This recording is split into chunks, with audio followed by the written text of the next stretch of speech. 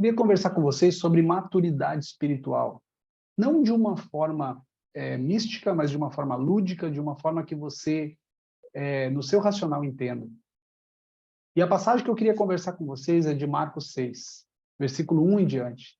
Jesus, ele faz alguns milagres, sinais e curas em meio à sua região de nascença, ali em meio ao seu povoado. E aí, interessante que no final ele disse que ele ficou impressionado com a incredulidade do povo, que ele não conseguiu fazer o milagre.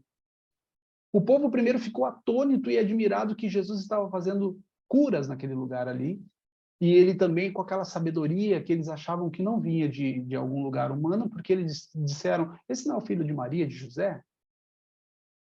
O interessante é que Jesus fala no versículo 5, ele disse assim no versículo 5, eu não pude fazer ali nenhum milagre, exceto impor as mãos sobre alguns doentes e curá-los. Como assim? Jesus está se contradizendo? Eu não pude fazer nenhum milagre no meio do povo porque o povo era incrédulo.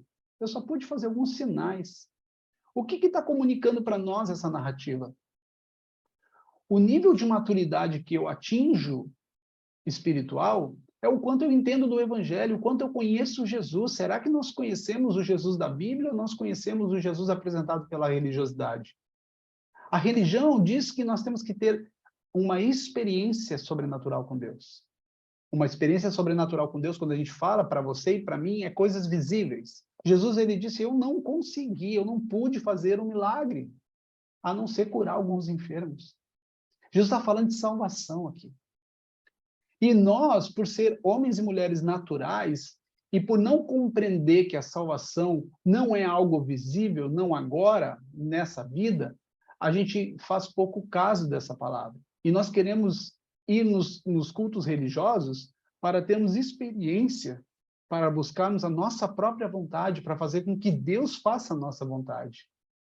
Porque na cabeça de algumas pessoas, Deus ele existe para resolver os meus problemas pessoais. É para isso que Deus existe. É porque a vida dessas pessoas é tão infantilizada que, para elas, o mundo gira em torno delas. Elas estão no centro do mundo, do universo delas, e existe um Deus que trabalha só para solucionar os problemas dela. E não é isso que Jesus estava falando. Jesus estava falando sobre salvação. Algo maior do que coisas visíveis. Algo maior que uma experiência mística. E eu não estou anulando a sua experiência mística na igreja. De maneira nenhuma. Eu também já tive experiências místicas. Isso faz parte do evangelho. Mas aqui está dizendo algo. Três coisinhas está nos comunicando de imediato. Jesus não precisa da sua fé para fazer milagre. Isso é a maior mentira que já foi inventado no meio religioso. Jesus não precisa da fé dos homens para curar ninguém. Ele não precisa das minhas palavras de efeito, de palavras de tomar posse, de eu determino. Ele não precisa disso. Isso não faz parte do evangelho. Quando Jesus determinar que alguém vai ser curado, ele vai ser curado. Aí você vai me perguntar, Douglas, então Deus tem os seus queridinhos, porque ele cura alguns e outros não? Essa pergunta não existe uma resposta. Não tem uma resposta para essa pergunta. Mas para quem entendeu a salvação, ela sabe que se for curado hoje de alguma doença, eu vou morrer no futuro. Ninguém vai viver nessa terra para sempre. E Jesus disse, eu não consegui fazer um milagre, exceto impor as mãos e curar alguns. Ele disse, eu não consegui levar a palavra de salvação, porque o povo é incrédulo naquele lugar. E, em segundo lugar, sinais e curas não salvam ninguém. Você lembra dos 10 leprosos que Jesus curou? Um somente voltou. Então, o cálculo é simples. De 10 que receberam o milagre visível, a cura, um só foi salvo. Sinais não determinam salvação. A salvação vem por intermédio de um pecador arrependido e grato pela obra da cruz, quando ele entende a salvação. E, em terceiro lugar, o experiencialismo, os sinais, as coisas que nós vemos místico dentro da igreja, são reais, sim. Mas isso pode gerar em nós incredulidade a ponto de não termos um relacionamento com o Pai. Porque se nós estamos focados só em buscar esse tipo de experiência, nós esquecemos de um Deus que se relaciona em nós e através dos nossos relacionamentos com as pessoas. Porque Deus não é um Deus narcisista que quer todo mundo para ele. Ele prefere ser adorado no próximo. Por isso, Jesus disse, ama a Deus acima de todas as coisas, e no formato da cruz, ama o próximo como a ti mesmo.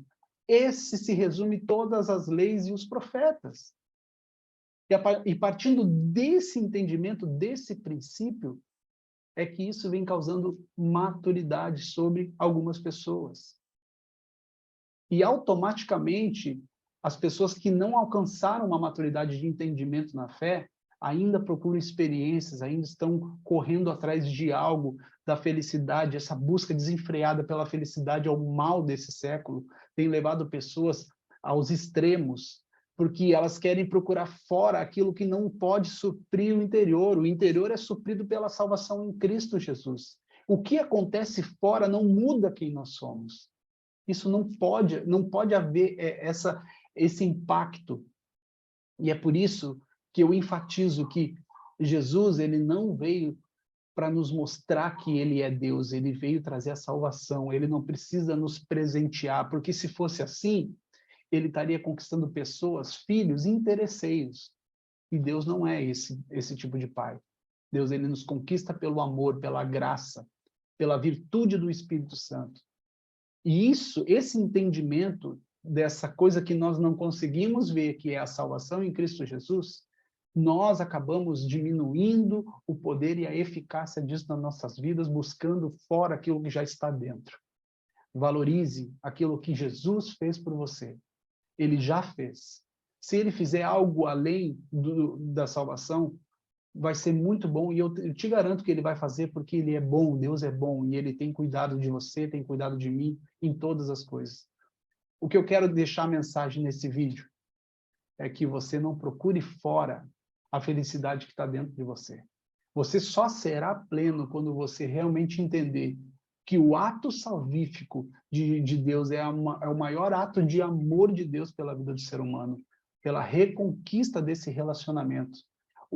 A única forma de nos aproximar foi a morte e a ressurreição de Jesus Cristo na cruz.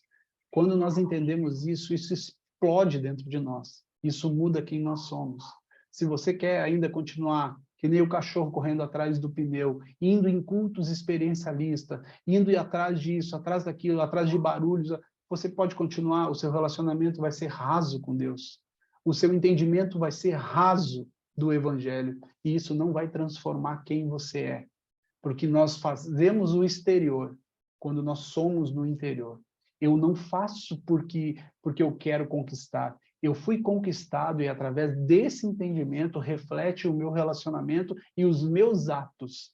Então, jamais eu vou cometer atos pecaminosos na minha vida dissolutamente se eu tiver o evangelho dentro do meu coração. Eu não preciso de um guru espiritual para dizer o que eu posso e o que eu não posso. Eu sou maduro suficiente para determinar o que eu posso e o que eu não posso através da cosmovisão do Evangelho de Cristo. É isso que nós temos falado há quase 2 anos na comunidade, para que você atinja a sua maturidade e a sua emancipação.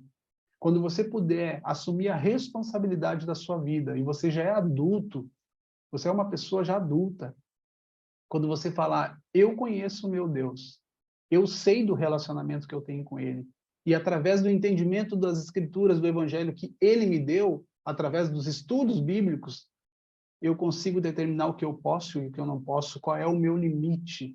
Eu não preciso que uma pessoa fique colocando um cabresto, eu não preciso de um policial pastor na minha volta para dizer o que eu posso e o que eu não posso fazer.